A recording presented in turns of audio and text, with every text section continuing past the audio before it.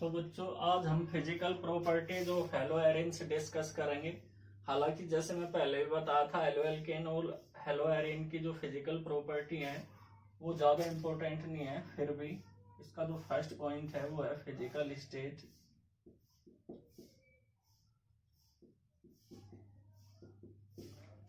Colour, order, smell भी आप इसे कह सको। स्मेल या फिर ऑर्डर, ऑर्डर का मतलब क्या होता है? गंध। तो फिजिकल स्टेट, कलर या फिर ऑर्डर क्या होगा हेलो एरिन्स का? हेलो एरिन्स क्या है? हेलो एरिन्स क्या है बच्चों? ये आर कलरलेस लिक्विड है या फिर crystalline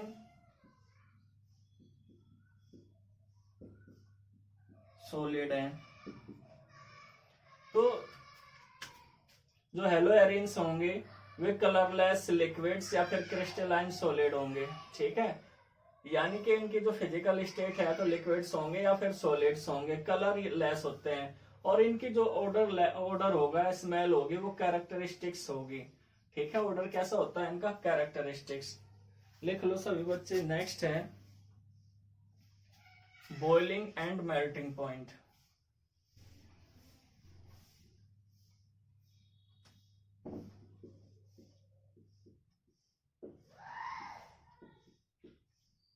boiling and melting point.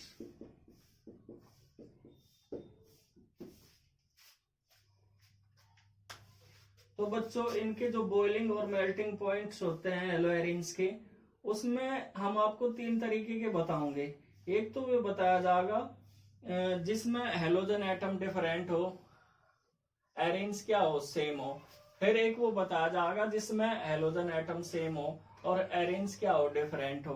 तो फर्स्ट लिख लो आप, the boiling point of haloarenes are nearly the same as those of haloalkanes with the same number of carbon atom. Second लिखो, for the same aryl group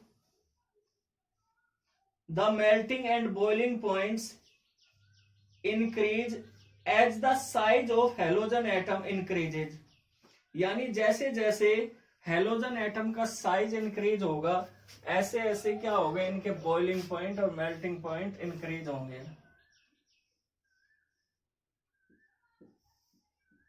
बताइए आपको, अगर इसका size क्या है? सेम, जैसे फ्लोरीन है भाई, इसका साइज तो सबके लिए सेम हो गया, लेकिन फ्लोरीन से बड़ा क्लोरीन और क्लोरीन से बड़ा ब्रोमीन और ब्रोमीन से बड़ा साइज में क्या होगा?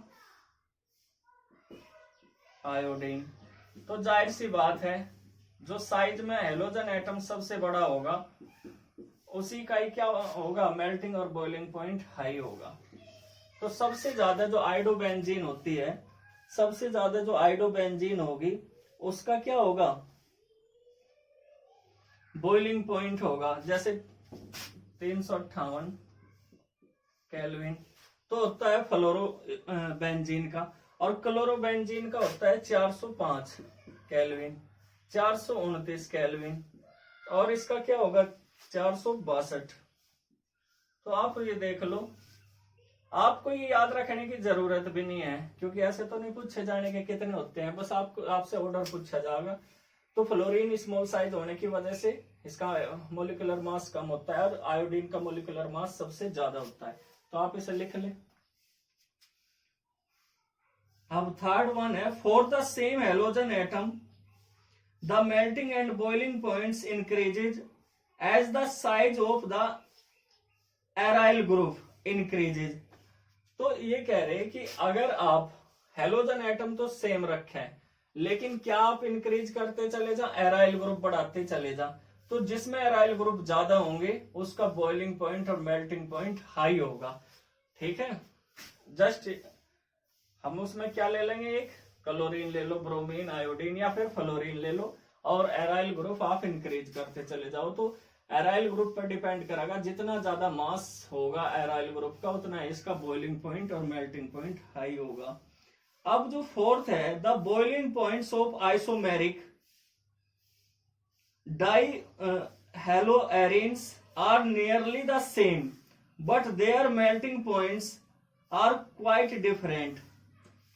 तो जो आइसोमर्स होते हैं, आइसोमर्स का आपको पता ही, आइसोमर्स का मतलब क्या होता है, जिनके मोलिकुलर फॉर्मूले तो हैं सेम, मोलिकुलर फॉर्मूले तो हैं इनके same, but arrangement of atom और ग्रुप ऑफ एटम क्या होगा, डिफरेंट होगा। ये मेटा पोजिशन पे है। और ये क्या है, पैरा पोजिशन। देखो यहाँ ऑर्थो, ये मेटा और ये पैरा पोजिशन। तो अगर एग्जाम में आपसे पूछे जाने लगे कि इनमें से मेल्टिंग पॉइंट किसका सबसे ज्यादा होगा, बॉइलिंग पॉइंट सबसे ज्यादा किसका होगा, तो पैरा का होगा।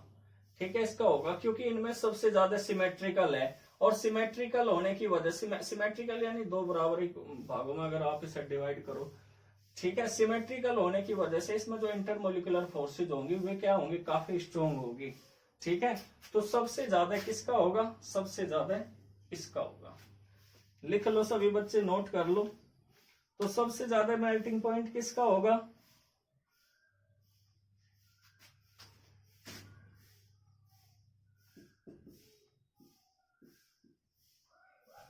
देखो कितने ज्यादा मेल्टिंग पॉइंट है इसका, 256, 249 और 323, सॉरी 300, यानी सबसे ज्यादा जो मेल्टिंग पॉइंट है वो किसका है, इसका। ठीक है, तो ये बॉइलिंग एंड मेल्टिंग पॉइंट्स थे इनके।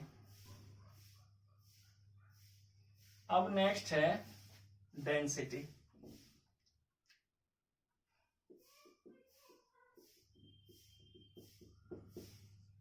डेंसिटी, जो हेलोएरिन्स होती हैं वे वाटर से कैसी होंगी, हेवियर होंगी। ठीक है, बस इतना ही, आपको इसमें ज्यादा याद रखने की जरूरत नहीं। Haloarenes are heavier than water and their density increases from fluorobenzene to iodobenzene. ठीक है बच्चों, तो ये वाटर से क्या होंगे, हैवी होंगे, और इनकी जो डेंसिटी है वो फ्लोरोबेंजीन से लेकर के इंक्रीज होती जाएगी, कहां, आयोडोबेंजीन।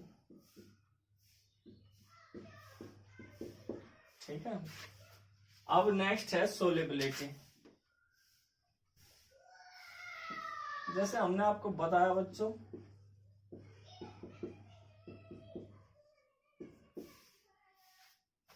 ये पोलरिटी रिप्रेजेंट करते हैं हेलो एल्केन्स की तरह। पोलरिटी रिप्रेजेंट करने का मतलब ये नहीं है कि वाटर में क्या हो जाएंगे, सोलेबल हो जाएंगे। वाटर में वही कंपाउंड सोलेबल हो सके जो हाइड्रोजन बॉन्ड फॉर्म कर सकता है या हाइड्रोजन बॉन्ड ब्रेक कर सकता है। तो इनके पास इतनी एनर्जी अवेलेबल नहीं होती कि हाइड्रोजन बॉन्ड को वाटर से क्या कर सके, ब्रेक कर सके। तो इसी वजह से ये इनसोलेबल होंगे इन वाटर, यानी haloarenes are insoluble in water but soluble in organic solvent such as ether, alcohol, benzene, ठीक है, टोलुइन एक्सेट्रा। तो ये वाटर में ना तो हाइड्रोजन बॉन्ड फॉर्म कर सकते पोलरिटी के बावजूद, और ना ही उसे ब्रेक कर सकते। अब नेक्स्ट पॉइंट है स्टेबिलिटी।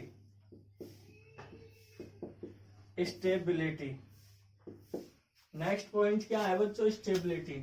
इनकी जो स्टेबिलिटी होती है वो बिल्कुल सेम उसी तरीके से होती है जो हमने आपको बताया था हेलो एल्केन्स के लिए। यानी इनकी सबसे ज्यादा जो स्टेबिलिटी होगी वो फ्लोरोबेंजीन की होगी, उसके बाद क्लोरोबेंजीन की होगी, और फिर ब्रोमोबेंजीन की, और सबसे कम होती है आयोडोबेंजीन की।